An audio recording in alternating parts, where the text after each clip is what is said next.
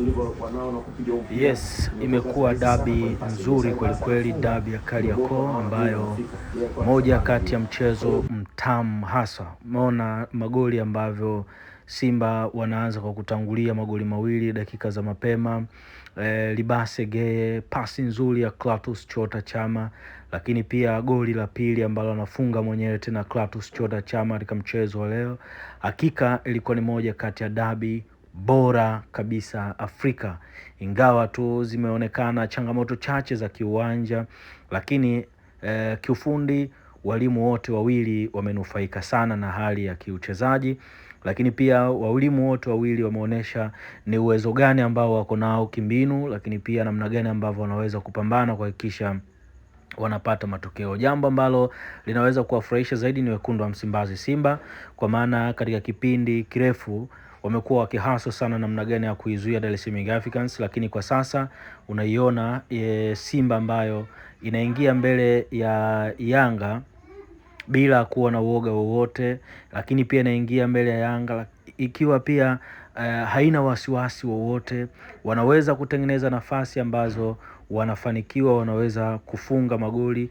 Mechi mbili mtawalia umeona kwamba namna gani ambavyo walicheza zikawa za kuvutia. Ukiangalia kwenye mechi ya kwanza, raundi ya kwanza, Simba wakapata goli baadaye likakataliwa na mwamuzi, lakini pia kwenye mechi tumeiona kwenye ile Muungano Cup ambao nao pia uliona dakika 120 ambazo zilikuwa za jasho na damu.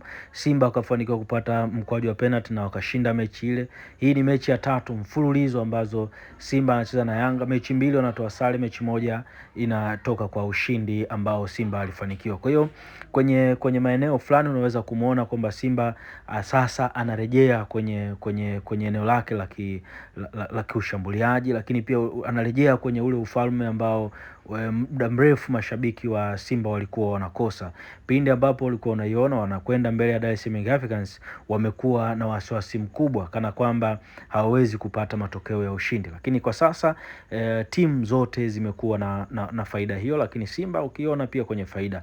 Kwa namna nyingine unaweza kuiona kwamba Yanga Dar es Salaam Young Africans kama vile sasa ina drop ama inarudi kwenye hali ya kawaida ambayo Simba amekuwa na anaenda kuifikia ile level ambayo Yanga tayari amekwisha ifikia. Unakumbuka kipindi cha nyuma Simba yeye alikuwa tayari ameshatengeneza level kubwa, lakini akashindwa kuimaintain level ile kutokana na sajili mbalimbali ambazo aliwahi kuzisajili na zenyewe zikawa zimeshindikana kuonesha uwezo mkubwa.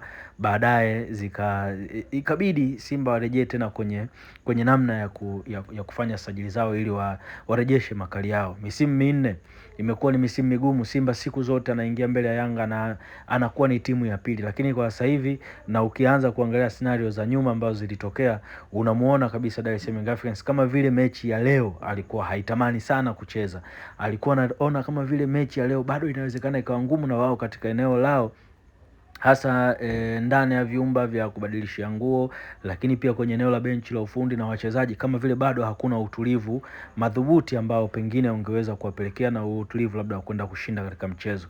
Ndio maana unaona hata katika mechi dakika za mwanzoni tu wanaruhusu magoli mawili ambayo yakawashangaza. Uzuri ni kwamba unapocheza na timu pia ambazo ni kubwa, zina uwezo wa kurejea katika hali yao ya kawaida hata kama ametanguliwa, na ndicho ambacho Yanga leo amekionyesha. Pia akarejea katika hali yake ya kawaida pamoja na kwamba alikuwa ametanguliwa, na mwisho anakuwa na faida ya kutoa sare katika mchezo ambao yeye anatokea nyuma kwa mabao mawili. Hakika ilikuwa ni moja kati ya dabi nzuri sana sana sana. Tumeshuhudia soka zuri, mwamuzi mzuri kabisa, hana longolongo, clear fouls anacheza, zinaonesha kabisa sehemu za kadi zote akatoa.